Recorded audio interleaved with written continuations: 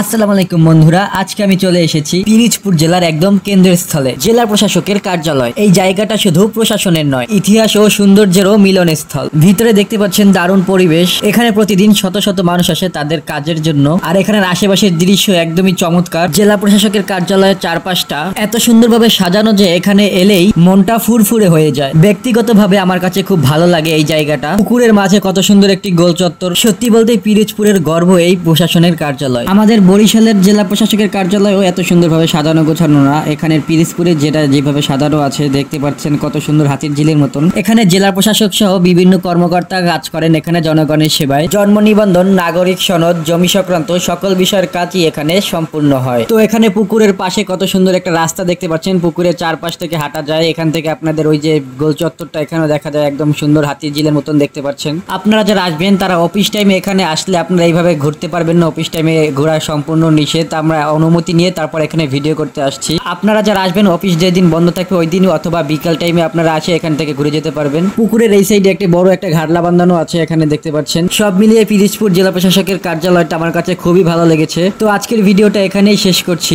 যদি ভিডিওটা ভালো লাগে তো একটা লাইক করে কমেন্টে জানান আপনার জেলা প্রশাসকের কার্যালয় কেমন, আর অবশ্যই সাবস্ক্রাইব করতে ভুলবেন না নতুন গন্তব্য চ্যানেলটি। দেখা হবে পরবর্তী ভিডিওতে ইনশাআল্লাহ। ততদিন সবাই ভালো থাকেন, সুস্থ থাকেন। আল্লাহ হাফেজ।